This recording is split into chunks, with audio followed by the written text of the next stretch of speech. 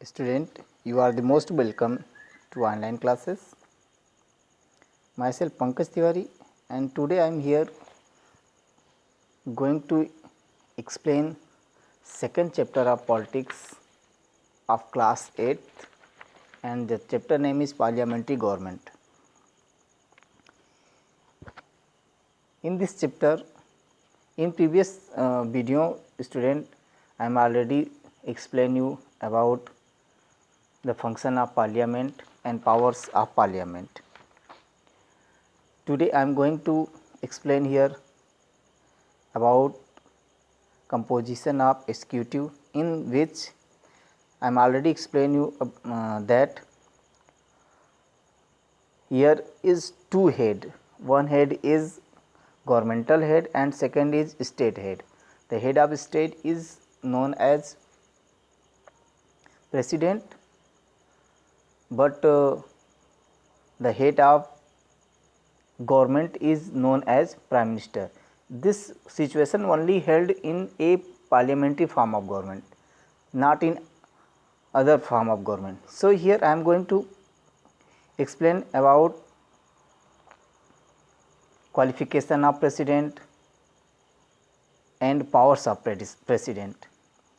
Student, जो इस video में एक्सप्लेन करने जा रहा हूँ, प्रेसिडेंट और प्राइम मिनिस्टर्स के क्वालिफिकेशन क्या होते हैं, उनके पावर्स क्या होते हैं। तो मैं आज पहले मैं आप लोगों को प्रेसिडेंट के जो पावर्स हैं उसके बारे में बता देना चाहता हूँ। तो प्रेसिडेंट पहले तो देखें तो इलेक्टेड कॉलेज है, इलेक्टेड कॉलेज के द्वारा जो है चुने जाते हैं। इलेक्टेड कॉलेज में लोकसभा, राज्यसभा और राज्यों के जो लेजिस्लेटिव असेंबली हैं, राज्यों के जो लेजिस्लेटिव असेंबली हैं उनके मेंबर्स के द्वारा जो है ये चुने जाते हैं। और इसके बाद जो है जो पर्सन प्रेसिडेंट के लिए इलेक्शन लड़ता है वो कम से कम लोकसभा या राज्यसभा का जो है वो मेंबर होना चाहिए और उसकी उम्र लोकसभा का सदस्य होना चाहिए और उसकी उम्र 35 वर्ष से कम नहीं होना चाहिए और यह 5 वर्ष के टर्म के लिए चुना जाता है। और इसका वर्क जो होता है वो जो कॉन्स्टिट्यूशन में प्रोविज़न दिया गया है उसके अकॉर्डिंग होता है। और यदि यह उस प्रोविज़न के अकॉर्डिंग काम नहीं करता तो इसे उसके ऑफिस से जो है रिमूव किया जा सकता है। और उसका एक प्रोसेस है जिसे कहते हैं इम्पीचमेंट, महाभियोग लगा करके किसी भी प्रेसिडेंट को उसके पद से हटाया जा सकता है।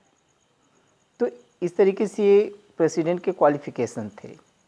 अब जो है प्रेसिडेंट के जो पावर्स हैं उनके बारे में बात करते हैं। तो प्रेसिडेंट के जो है कुछ मुख्य पावर इस तरीके से हैं, वो एग्जीक्यूटिव पावर है, लेजिस्लेटिव पावर है, जुडिशरी और इमरजेंसी पावर्स हैं। इस तरीके से इसके 4 पार्ट में इसके पावर्स को जो है डिवाइड करते हैं। तो फर्स्टली एग्जीक्यूटिव पावर के बारे में बात करते हैं। तो एग्जीक्यूटिव पावर में देखें तो प्रेसिडेंट जो है सभी अपॉइंटमेंट जो होता है प्राइम मिनिस्टर जो है अपॉइंट करता है प्रेसिडेंट के एडवाइस पर। किस का?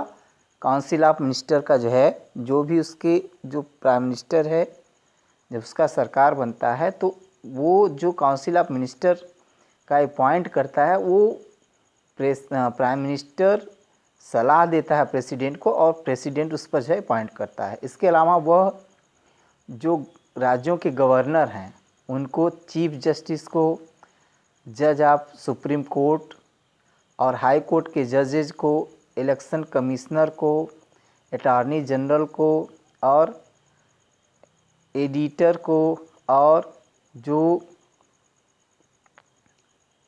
कारपोलर जनरल होता है और कई देशों के जो एम्बेसडर्स होते हैं उनको अपॉइंट करता है। और वो क्या होता है कि जो डिफेंस फोर्सेस हैं उनका सुप्रीम कमांडर होता है। और किसी भी तरीके का अगर वार का सिचुएशन होता है या किसी भी तरीके का जो ट्रीटी आता है, वो अगर वार के दौरान ट्रीटी भी होता है तो इस सिचुएशन में जो है वारंट जारी करता है और ट्रीटी को जो है वो क्या है साइन करता है, ट्रीटी को साइन करता है। कहने का मतलब वारंट जारी करना और ट्रीटी साइन करना ये जो है प्रेसिडेंट के पावर्स में आता है। और ये प्रेसिडेंट का जो पावर है वो एग्जीक्यूटिव पावर में आता है। अब सेकेंड पावर जो है वो है लेजिस्लेटिव पावर। तो लेजिस्लेटिव पावर में देखते हैं तो लेजिस्लेटिव पावर में प्रेसिडेंट क्या है, समन भेजता है, प्रपोजल के रूप में हाउसेस में, पार्लियामेंट हाउसेस में जो है वो समन भेजता है। और इस तरीके से जो ज्वाइन सेशन चलता है लोकसभा राज्यसभा का दोनों का, उसको एक तरीके से एड्रेस करता है, उसको एक तरीके से एड्रेस करता है। इस तरीके से जो ज्वाइन सेशन चलता है दोनों हाउसेस का, लोकसभा राज्यसभा दोनों से ज्वाइन का जो सेशन चलता है उसको एड्रेस करता है। और कोई भी बिल जो है लॉ बन जाता है, तब लॉ बन जाता है जब प्रेसिडेंट उसको साइन कर देता है। और इस तरीके से पार्लियामेंट का जो सेशन है, जब इसके बाद हो जाता है। और जब कभी पार्लियामेंट का सेशन नहीं होता है, जब पार्लियामेंट का सेशन नहीं होता है और किसी भी तरीके से कोई इशू आता है, कोई मुद्दा आता है, तो उसके लिए ऑर्डिनेंस जारी करता है। और ऑर्डिनेंस जो है तुरंत इफ़ेक्टिव हो जाता है। प्रेसिडेंट ने जो है प्रेसिडेंट के द्वारा ऑर्डिनेंस जारी किया जाता है और तुरंत वो इफ़ेक्टिव हो जाता है। ये है कि ये पार्लियामेंट में जब भी अधिवेशन शुरू होता है तो ये तुरंत उसे प्लेस कर दिया जाता है, तुरंत जो है उसे प्लेस कर दिया जाता है। इस तरीके से कहा है कि गवर्नमेंट के यूनियन टेरिटरीज़ जो हैं, यूनियन टेरिटरीज़ के जो गवर्नर हैं उनके थ्रू यूनियन टेरिटरीज़ में एडमिनिस्ट्रेटर्स का काम जो है राष्ट्रपति करता है, प्रेसिडेंट करता है। ये उसके जो है एग्जीक्यूटिव पावर थे। अब बात करते हैं उसके नेक्स्ट पावर का, जिसको कहते हैं जुडिशियल पावर। जुडिशियल पावर की बात करते हैं तो जुडिशियल पावर में है कि जो है वो हाई कोर्ट के जजेज का और सुप्रीम कोर्ट के जजेज को अपॉइंट करता है। और प्रेसिडेंट जो है वो किसी भी प्रकार के अभियुक्त को अगर कोर्ट के द्वारा उसे दंड दिया गया है तो उसको जो है पार्डन कर सकता है, क्षमा दे सकता है, या उसके पैनल को, उसके जो उसके ऊपर आरोप लगाए गए हैं उसके अनुसार जो उसको दंड दिया गया है उसको कम किया जा सकता है, कर सकता है। ये उसका जो है जुडिशरी पावर है। अब इसके बाद इमरजेंसी पावर, फोर्थ जो पावर है उसे जो है इमरजेंसी पावर कहते हैं। तो इमरजेंसी पावर की बात करते हैं तो इमरजेंसी पावर में जो राष्ट्रपति का है वो कुछ इमरजेंसी पावर को जो एंजॉय करता है। वो इमरजेंसी पावर ये है कि कंट्री में जब किसी तरीके का एक्सटर्नल डेंजर या इंटरनल आर्मर्ड रिबेलियन हो तो उस समय इमरजेंसी पावर का जो है वो इस्तेमाल करता है। किसी तरीके का बाह्य संकट हो या आंतरिक विरोध हो रहा हो, सशस्त्र विरोध, तो इसमें इमरजेंसी पावर कार्य करता है। इसके अलावा किसी भी तरीके से कॉन्स्टिट्यूशन में ब्रेकडाउन होता है, कॉन्स्टिट्यूशन में किसी भी स्टेट के द्वारा जो है उसका उल्लंघन किया जाता है, तब जो है इमरजेंसी पावर का वो प्रयोग करता है। या किसी भी तरीके का फाइनेंशियल क्राइसिस आता है, वित्तीय संकट आता है, तो उस समय जो है ये जो है अपना जो है इमरजेंसी पावर यूज करता है। अब इस तरीके से देखें तो तीन तरीके का जो सिचुएशन बताया गया इमरजेंसी पावर में। तो इस तरीके से जो फर्स्ट इमरजेंसी पावर है उसे नेशनल इमरजेंसी पावर में रखा जाता है, नेशनल इमरजेंसी कहा जाता है। और इस तरीके का नेशनल इमरजेंसी होने पर वो पूरे पार्ट को पूरे होल पार्ट पर जो है इस तरह से इमरजेंसी कर सकता है, पूरे कंट्री के होल पार्ट पर डिक्लेयर कर सकता है जो है इमरजेंसी। और अगर सेकेंड तरीके का जो है सिचुएशन होता है तो प्रेसिडेंटियल रूल वहाँ हो जाएगा।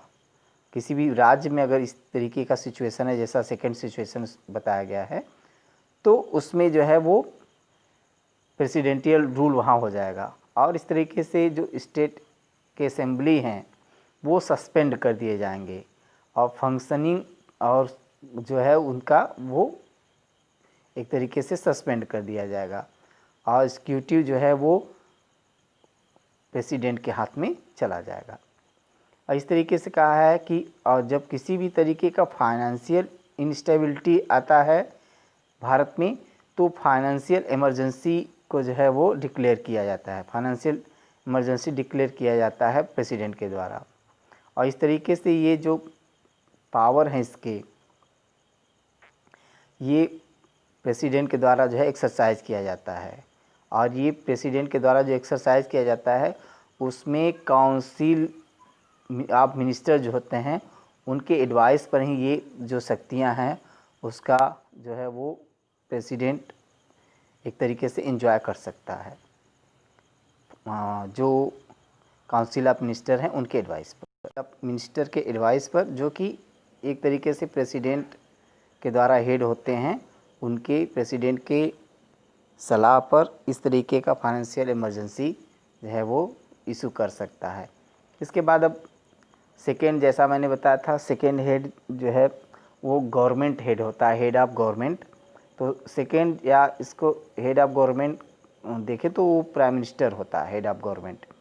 तो इस तरीके से प्राइम मिनिस्टर को देखें तो ये जो है मेजॉरिटी पार्टी का लीडर होता है और ये मेजॉरिटी पार्टी का जो लीडर होता है उसी को प्राइम मिनिस्टर कहते हैं।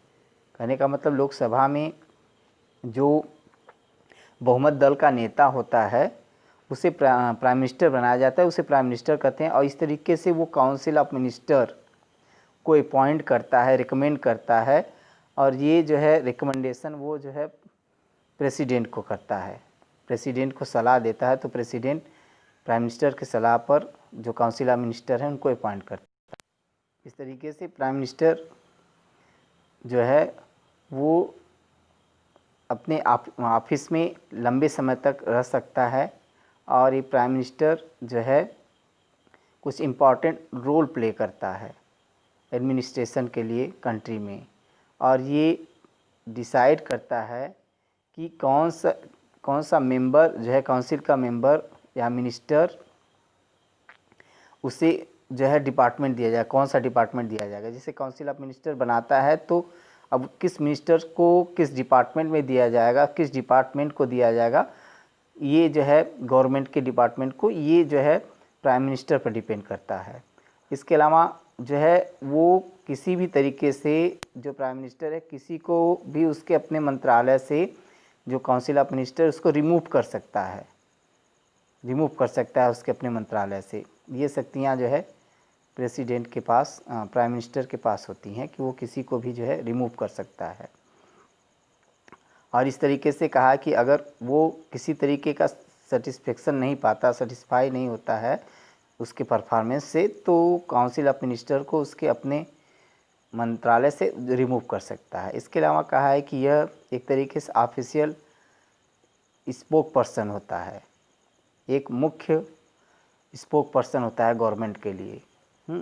इसके अलावा कहने कि ये गवर्नमेंट के लिए सबसे उत्तरदायी व्यक्ति होता है प्राइम मिनिस्टर। और यह जो है प्लानिंग कमीशन का जो है चेयरमैन भी होता है और जो है कोऑर्डिनेट करता है किसका, गवर्नमेंट की पॉलिसीज़ का जो है कोऑर्डिनेशन और सुपरविज़न करता है। ये सभी डिपार्टमेंट के जो भी काम होते हैं उनका जो है कोऑर्डिनेशन करता है, सुपरविज़न करता है, गवर्नमेंट की पॉलिसीज़ का जो है वो सुपरविज़न करता है। अगर किसी तरीके के कोई मंत्री डाइज या रिज़ाइन देते हैं या डाई हो जाते हैं तो इंटायर काउंसिल ऑफ मिनिस्टर को वो जो है हैज़ टू रिज़ाइन देना पड़ता है। अगर किसी भी तरीके से प्राइम मिनिस्टर जो है वो या तो रिज़ाइन कर देता है या तो मर जाता है तो पूरा काउंसिल ऑफ मिनिस्टर जो है उसे रिजाइन देना पड़ता है। इस तरीके से वो एक लिंक का काम करता है प्राइम मिनिस्टर और प्रेसिडेंट के बीच। Prime minister, council of minister और प्रेसिडेंट के बीच जो है वो एक लिंक का काम करता है, लिंक की तरह कार्य करता है। इसके बाद अब बात करते हैं काउंसिल ऑफ मिनिस्टर्स की। काउंसिल ऑफ मिनिस्टर में बात करें तो काउंसिल ऑफ मिनिस्टर जो हैं, जिसमें काउंसिल ऑफ मिनिस्टर को 3 रैंक में रखा जाता है। 3 रैंक में देखें तो एक होता है कैबिनेट मिनिस्टर, और सेकंड रैंक जो है वो मिनिस्टर्स ऑफ स्टेट होते हैं, और थर्ड जो है लोअर रैंक जिसको कहते हैं डेप्यूटी मिनिस्टर। 3 रैंक बनाया गया है इनका, 3 रैंक में इनको रखा जाता है जो काउंसिल ऑफ मिनिस्टर्स हैं। तो इस तरीके से जो काउंसिल ऑफ मिनिस्टर हैं उसमें जो फर्स्ट रैंक है वो होता है, जैसा मैंने आपको बताया कि कैबिनेट मिनिस्टर्स होते हैं, और ये कैबिनेट मिनिस्टर जो हैं वो सब मिनिस्टर्स में सबसे हाई रैंक इनका होता है।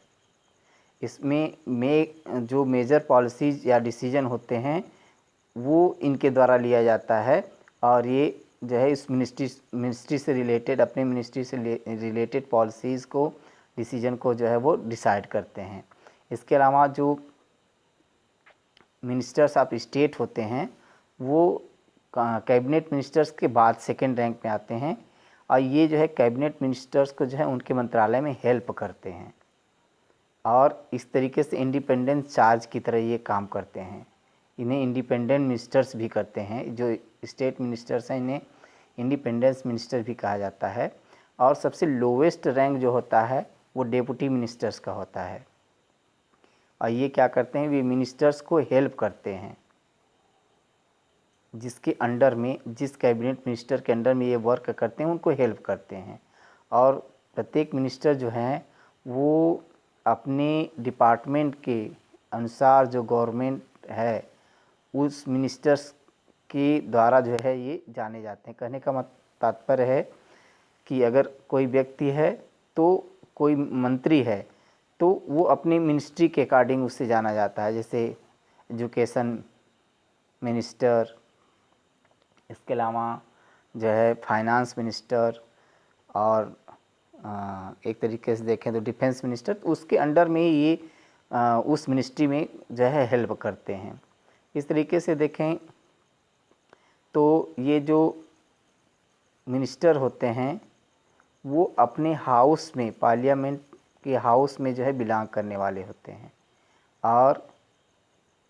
और ये जो है किसी भी तरीके से पार्लियामेंट के अगर मेंबर नहीं हैं, पार्लियामेंट के मेंबर नहीं हैं, तो उन्हें 6 महीने के अंदर जो है उस पार्लियामेंट के लिए जो है अपॉइंट होना आवश्यक होता है। ये एक तरीके से उनका जो है क्वालिफ़िकेशन है। ये 6 महीने के अंदर उन्हें जो है किसी न किसी तरीके से पार्लियामेंट में ज्वाइन करना ज़रूरी है। 6 महीने के अंदर वो सदस्य होने चाहिए। इस तरीके से स्टूडेंट, आज के वीडियो में मैंने आपको प्रेसिडेंट और प्राइम मिनिस्टर की क्वालिफ़िकेशन और उनके पावर्स के बारे में बात किया है।